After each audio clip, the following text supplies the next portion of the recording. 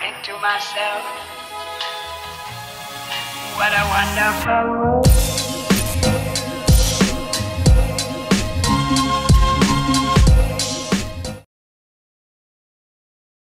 Halo semuanya, selamat datang kembali di Story Film. Kali ini kita akan membahas film yang akan mengguncang adrenalin kalian. Film ini berjudul A Working Man, yang dirilis pada tahun 2025. Akan mengisahkan tentang seorang mandor kuli bangunan yang hidup dalam bayang-bayang masa lalu. Di saat menjalani kehidupannya yang sangat damai, dirinya harus kembali berhadapan dengan dunia yang sangat kejam dan terpaksa menunjukkan jati diri yang sebenarnya. Daripada makin spoiler, mending kita langsung aja masuk ke alur filmnya. Enjoy the video.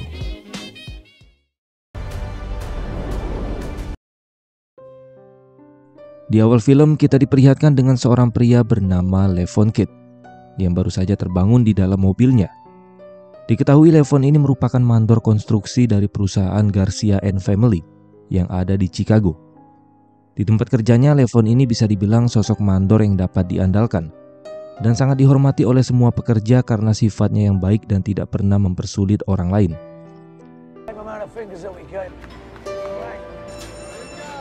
Setelah selesai membriefing bawahannya, Levon pun menemui seorang pria yang bernama Joe Garcia yang merupakan pemilik dari perusahaan tempat Levon bekerja. Joe juga merupakan pria yang ramah dan sangat menghargai Levon. Sesuai dengan namanya Garcia and Family Construction, tentu saja Joe tidak sendirian. Dalam proyek itu, Joe dibantu oleh istri dan anak perempuannya yang bernama Jenny. Dari dalam kantor, Levon melihat ada mobil SUV hitam datang ke lokasi tersebut, dan ternyata mereka adalah debt collector yang ingin menagih hutang pada salah satu pekerja di sana.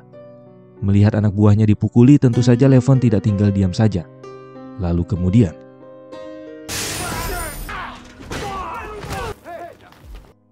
tidak lama kemudian anggota dari debt collector itu kembali muncul, sehingga Levon dengan cepat langsung mengambil senjatanya, yang membuat para debt collector itu tidak berkutik dan langsung pergi dari sana. Dilihat dari raut wajahnya, Levon tidak menunjukkan rasa takut sedikit pun. Entah siapa Levon ini sebenarnya, yang jelas dia bukan mandor kuli biasa. Tidak lama kemudian Jenny menghampiri Levon dan ternyata dia tadi melihat keganasan Levon ketika berhadapan dengan para debt collector. Jenny yang heran langsung bertanya dari mana Levon mendapatkan keahlian tersebut. Apakah dia dilatih oleh militer? Namun Levon tidak mau membicarakannya dan dia meminta Jenny untuk merahasiakan kejadian tadi. Di sini Jenny pun setuju asalkan Levon selalu melindunginya di saat dia sedang butuh bantuan. Selesai bekerja, Levon pun mendatangi rumah ayah mertuanya untuk mengunjungi sang putri yang bernama Mary. Diketahui Levon ini sudah pernah menikah, namun rumah tangganya kandas setelah istrinya meninggal dunia. Sementara Mary dititipkan di rumah mertuanya sehingga Levon harus rutin datang untuk memeriksa keadaannya. Thank you. I took that picture. Anything? Mad at Mama. Singkat cerita, pada malam harinya kita diperlihatkan dengan si Jenny, alias anaknya Joe Garcia, yang sedang berada di sebuah klub malam bersama dengan teman kuliahnya. Dan di sana mereka tidak sadar jika di sekeliling mereka terdapat orang-orang jahat yang sedang merencanakan sesuatu. Ternyata para orang jahat ini menargetkan Jenny sebagai mangsa untuk diperjualbelikan dalam perdagangan manusia. Dan mereka pun langsung menculik Jenny pada saat itu juga. Keesokan paginya ketika Levon baru tiba di tempat kerja, dia melihat ada beberapa polisi yang baru keluar dari kantornya Joe. Dan ternyata Joe beserta sang istri telah menyadari jika putri kesayangannya sudah menghilang dan 2 hari tidak kunjung pulang. Karena cemas mereka pun melapor ke polisi. Namun karena pihak polisi tidak bisa diandalkan, Joe dan sang istri pun meminta bantuan Levon untuk menemukan Jenny secepatnya. Tentu saja Joe meminta bantuan Levon bukan tanpa alasan. Karena ternyata Levon ini merupakan mantan komando Royal Marine atau Black Ops yang sudah pensiun dari dunia militer. Tentu saja Joe ini bukan tentara biasa. Dia adalah salah satu prajurit terbaik yang sering terlibat di zona perang. Itulah kenapa Joe menawarkan seluruh uang tabungan yang dimilikinya kepada Levon, asalkan Levon mau mencari keberadaan si Jenny. Tapi ternyata Levon menolak tawaran tersebut, karena sekarang dia sudah berbeda dan dia merasa jiwanya sudah tidak di sana lagi. Setelah menolak permintaan dari Joe, Levon pun pergi ke sebuah hutan untuk menemui salah satu rekan tentaranya yang dulu pernah dia selamatkan. Pria tersebut bernama Anthony. Di sana Levon bercerita tentang apa yang sedang terjadi kepada Jenny, termasuk permintaan Joe yang membutuhkan bantuannya. Anthony pun memberikan pesan kepada Joe, jika dia ingin menyelamatkan Jenny, maka dia harus benar-benar fokus dan jangan setengah-setengah. Karena Anthony tahu jika Levon sudah masuk dalam mode serius, maka tamatlah riwayat mereka. Setelah mendapat pencerahan dari Anthony, Levon pun kembali menemui Joe untuk meminta maaf atas penolakan sebelumnya. Dan di sini Levon mau membantunya mencari Jenny atas dasar hati nurani, tanpa mengharapkan uang imbalan dari Joe. Karena sebelumnya dia juga sudah berjanji akan selalu melindunginya di saat Jenny butuh bantuan. Tanpa buang-buang waktu, Levon pun langsung bergerak menuju ke klub malam tempat terakhir Jenny berada. Di sana Levon langsung tertuju pada seorang bartender yang terlihat agak mencurigakan. Ya memang dia ikut terlibat dalam penculikan Jenny pada malam itu.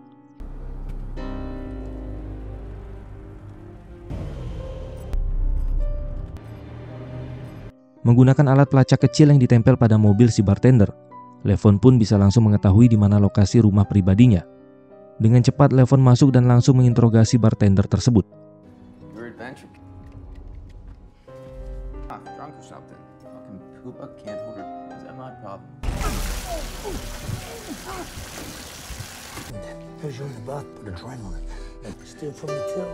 Tapi tidak lama kemudian muncul dua pria yang masuk ke sana.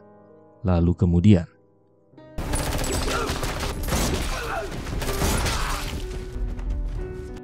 setelah si bartender dan dua temannya tewas, Levon baru menyadari jika mereka adalah anggota dari kelompok gangster Rusia yang memang sering terlibat aksi kejahatan berat. Karena tidak mendapat petunjuk apapun, Levon pun memutuskan untuk mengawasi kediaman si bartender, berharap akan ada orang yang datang ke sana.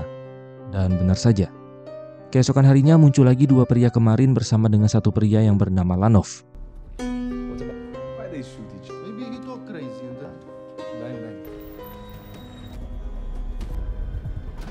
Setelah melihat si bartender dan dua kawannya mati, Lanov pun memanggil tim pembersih untuk membereskan kekacauan tersebut.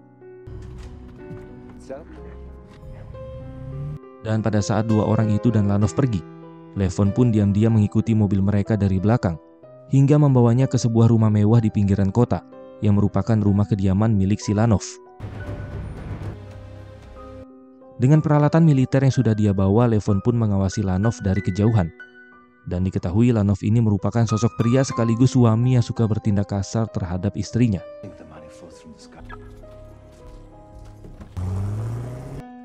Tidak lama setelah istrinya pergi, tanpa ragu Levon langsung masuk dan menemui Lanov.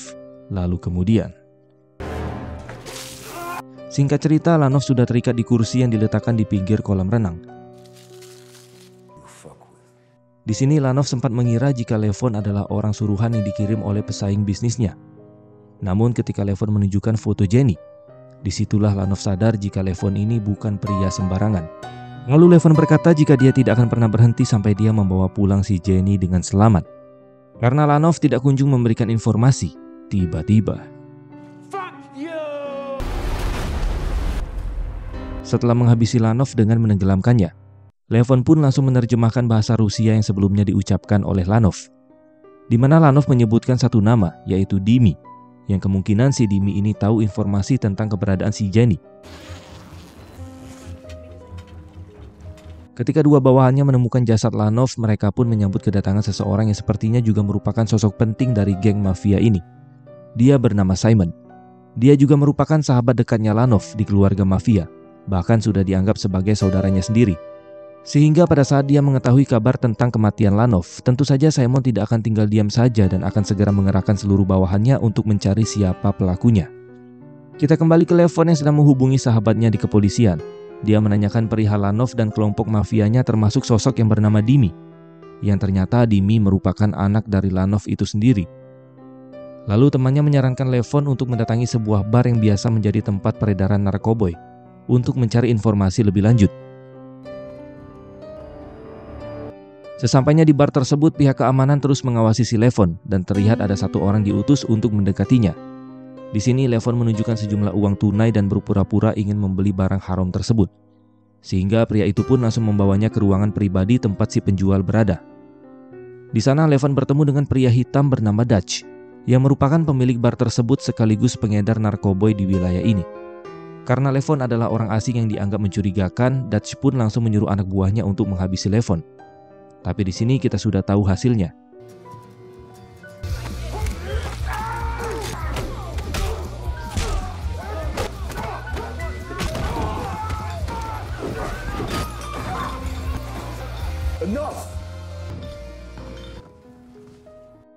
Merasa Levon bukan orang sembarangan, Dutch pun akhirnya menerima dan menyambut kedatangannya.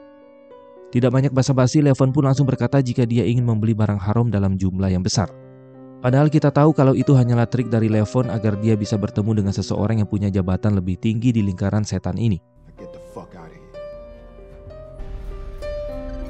Setelah mendapat ponsel khusus untuk mereka berkomunikasi, Dutch pun memberikan satu kantong barang haram sebagai sampel untuk dia cicipi. Namun karena tujuan Levon bukan menginginkan barang tersebut, dia pun langsung membuangnya ke sungai. Lalu scene beralih ke Jenny yang sedang disekap di suatu ruangan.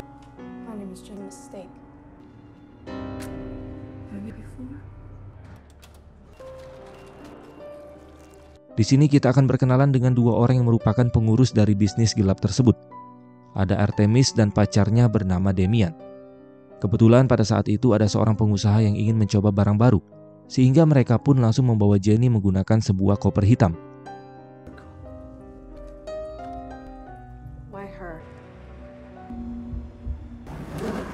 Tapi tidak lama si pengusaha itu pun berteriak kesakitan setelah Jenny menggigitnya sampai berdarah.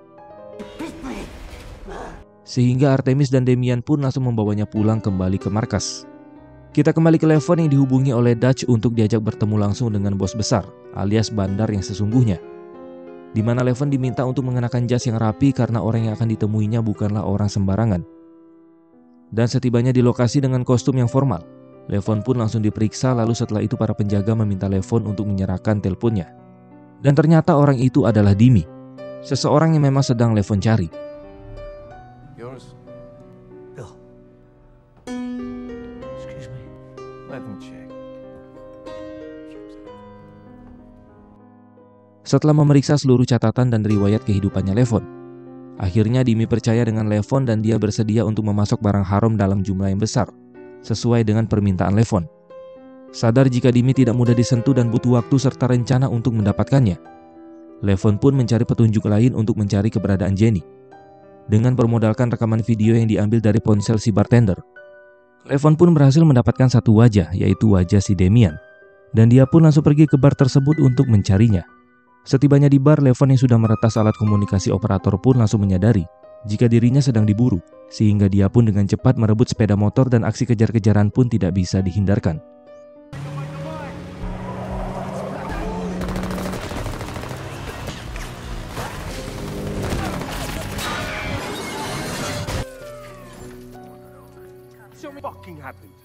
Parahnya, dua oknum polisi yang sedang berpatroli ternyata masih satu komplotan dengan kelompok mafia ini.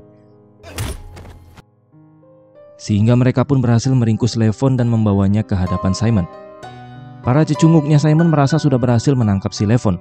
Namun ternyata mereka salah besar. Lalu tiba-tiba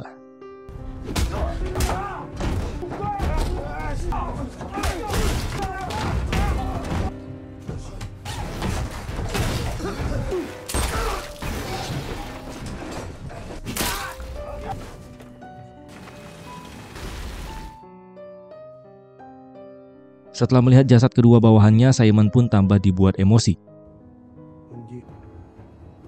Kemudian dia menemui rekan-rekannya yaitu para petinggi di lingkaran mafia untuk meminta bantuan dua orang pembunuh profesional untuk menghabisi Levon.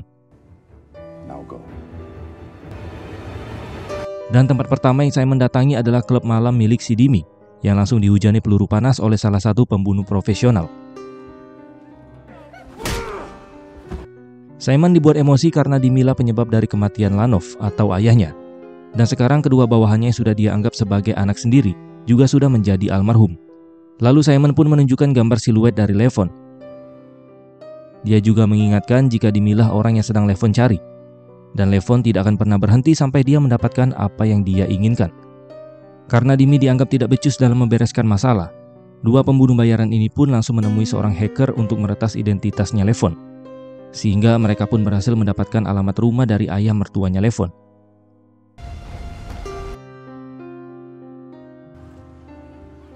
Go. Singkat cerita, pada saat Levon tiba bersama putrinya yang baru pulang sekolah, rumah mertuanya sudah dilahap oleh kobaran api yang sangat besar.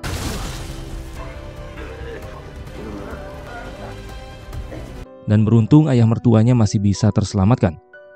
Menyadari keluarganya juga ikut dilibatkan, Levon pun membawa ayah mertua dan putrinya ke kediaman si Anthony Your blind friend who doesn't know he's blind? That's the one. untuk dititipkan di sana, sekaligus meminta sedikit bantuan berupa senjata api agar dia bisa segera menyelesaikan semua masalah ini. Hey, you could have stopped me. No force on earth is gonna stop you. Chief, sir. G47 and the deluxe the apocalypse. I don't want to, but I do. What's in there? Can I go? Absolutely not. Half and half. Daddy, I don't want you getting hurt. I'll be back soon. Di sisi lain, terlihat Jenny sedang dibawa oleh Artemis dan Damian ke dalam hutan untuk dieksekusi, di mana Jenny sempat memberontak yang mengakibatkan mobil tersebut mengalami kecelakaan. Dengan cepat, Jenny pun berlari menjauh dari sana dan berhasil melepaskan ikatannya. Ketika menemui jalan kecil, akhirnya Jenny bertemu dengan dua orang polisi yang sedang berpatroli. Namun sayangnya, kedua polisi ini juga merupakan komplotan dari para mafia itu. Sehingga tanpa sadar dia kembali dibawa ke hadapan Artemis dan Damian. Di saat Jenny akan dieksekusi, tiba-tiba mereka mendapat telepon dari pengusaha yang ingin berkencan kembali dengan Jenny. Sehingga Artemis dan Damian pun membatalkan niat mereka untuk menghabisi Jenny dan akan mengantar Jenny ke tempat pria hidung belang tersebut. Beralih ke klub malam milik Dimi dengan beberapa penjaga bersenjata yang menjaga tempat itu. Di sana mereka tidak sadar jika saat ini Levon juga sudah berada di sana dan tidak akan segan-segan untuk menghabisi mereka semua.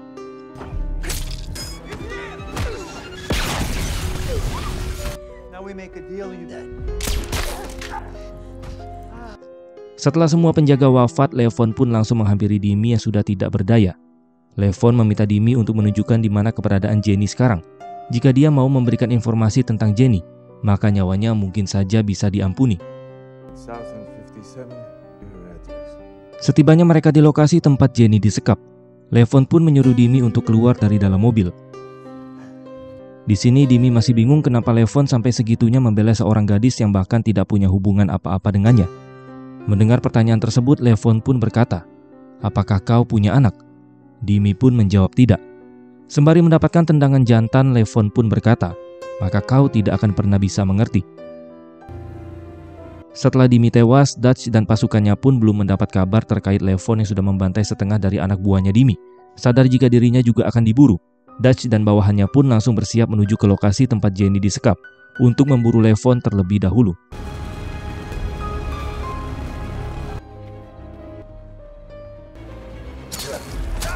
Sementara itu, Levon kembali berhasil menghabisi puluhan anak buah Artemis dan Damian yang sedang berjaga di sana. Dan tepat di saat Jenny akan di-unboxing oleh si pengusaha, rombongan Dutch pun juga sudah tiba di sana, sehingga situasi pun semakin menjadi kacau dan baku tembak tidak bisa dihindarkan.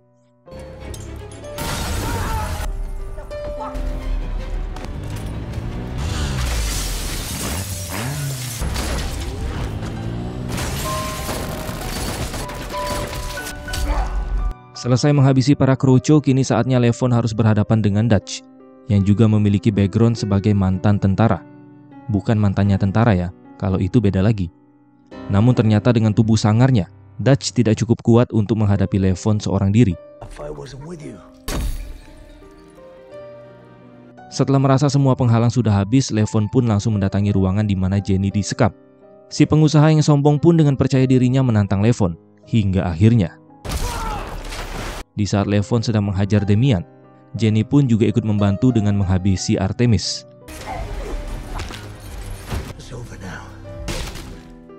Namun ketegangan belumlah selesai, karena masih ada dua pembunuh bayaran yang diutus oleh Simon baru tiba di sana. Berbeda dengan musuh-musuh sebelumnya, dua pembunuh bayaran ini benar-benar gila, dengan menembak peluru panas ke segala arah. Namun tentu saja Levon punya cara tersendiri untuk menghabisi mereka berdua.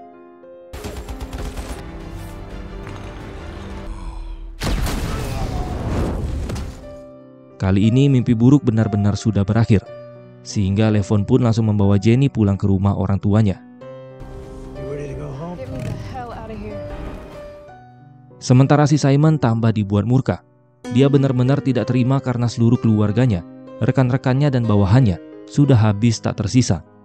Namun alih-alih meminta bantuan dari pemimpin alias ketua mafia, Simon justru dibuat kecewa ketika si ketua meminta Simon untuk berhenti. Karena dia sadar jika Levon ini bukanlah orang sembarangan, yang tidak akan pernah berhenti sampai dia berhasil mendapatkan apa yang menjadi tujuannya.